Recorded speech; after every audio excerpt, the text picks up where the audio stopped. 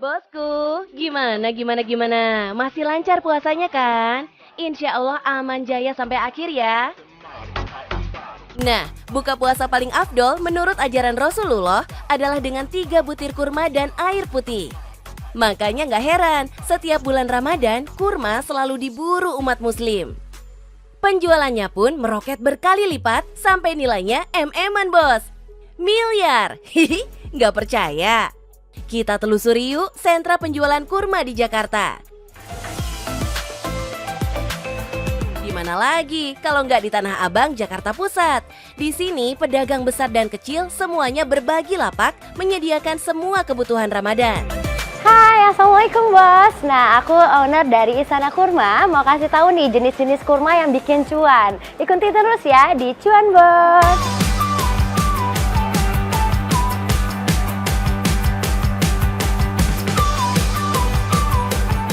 Nah, Mbak Dea ini adalah putri kesayangan Pak Andi yang mendirikan Istana Kurma ini, bos.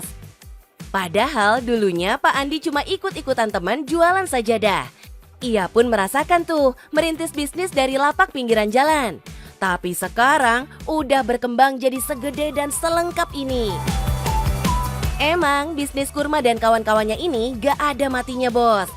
Tiap hari tuh ada aja orang yang butuh ngeborong aneka kebutuhan dan buah tangan khas Arab Saudi.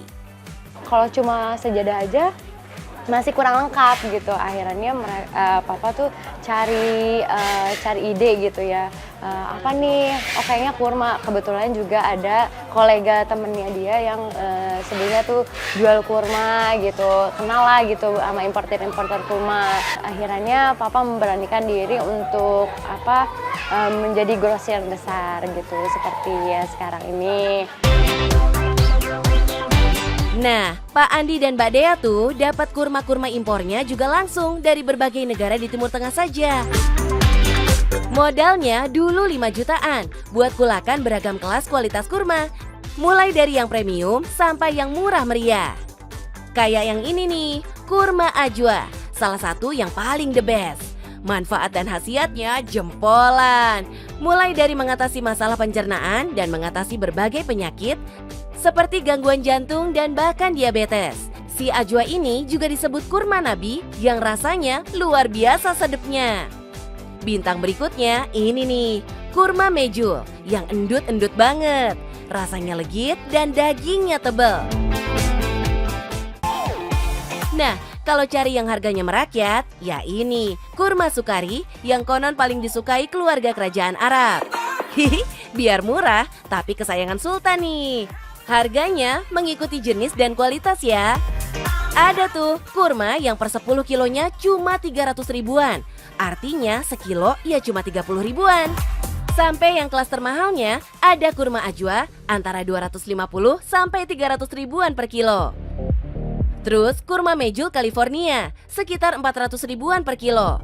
Dan kurma mejul Palestina sekitar 300 ribuan per kilo. Kalau mau ringkes dan higienis, ada juga yang udah kemasan begini, bos. Terus, si kurma juga nggak sendirian, temennya banyak. Hihi. Nih, mulai kacang Arab, coklat, kismis, sajadah, parfum, lipstik, madu, pacar kuku, sampai boneka onta juga ada di mari. Hihihi. Semuanya nih suka diburu buat oleh-oleh sepulang haji atau umroh, bos. Tapi di sini kan ada ratusan orang nih yang jualannya sama. Gimana tuh caranya menghadapi kompetitor, Mbak? Ya satu, kita harus banyakin barang. Karena kan kalau misalkan kita punya barang banyak, otomatis orang lebih yakin gitu. Kita juga punya harga grosir gitu. Jadi kalau misalkan setiap pembelian ecer dan grosir itu akan ada perbedaan harga. Itu deh, makin banyak belinya, makin miring harganya. Dijamin deh, pembeli menyemut. Hihi. Apalagi kita kan suka nggak tahan sama yang namanya diskon. Hihihi.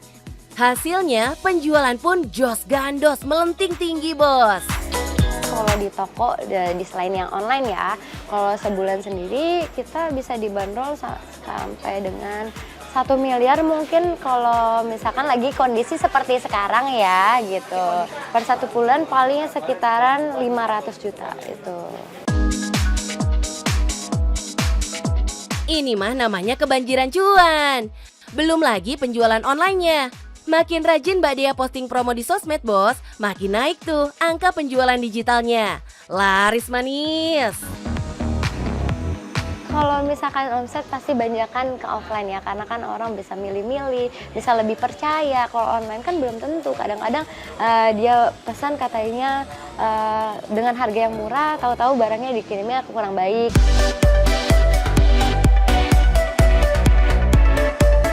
Nah, tetangga kiri kanan Istana Kurma juga banyak yang jualan level eceran di pinggir jalan bos.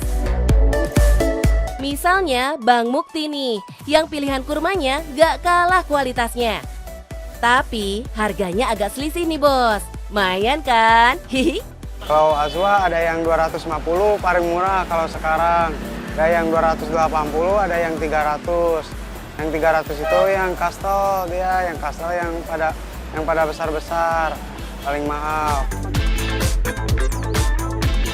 Walaupun kelasnya pedagang kaki lima, tapi cuannya bintang 5 bos. Sebulan bisa tuh masuk 100-an juta. Gak percaya? Nih kita tanya langsung ya.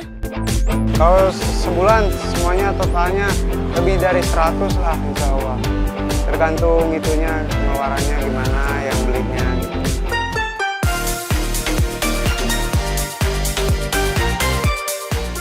Di bulan suci begini, si kurma bisa jadi sumber rejeki. Tentunya buat orang-orang yang jeli dan tajam endusan dagangnya. Kayak Pak Andi Rizal dan Bang Mukti ini, sama-sama pengusaha di ladang yang berbeda. Kalau pengen sukses panen cuan kayak mereka, ya udah atuh cepet gulakan gih. Kita kan udah bocorin nih level grosir sampai ecerannya. Bos-bos tinggal follow up aja. Hihi, cus bos. Nah, aku mau kasih tips nih buat kalian yang mau mulai berbisnis oleh-oleh haji dan umroh. Yang paling penting adalah kualitasnya baik dan juga harganya mampu bersaing. Dan yang ketiga, produknya variatif. Nah, yang penting adalah cuan bos.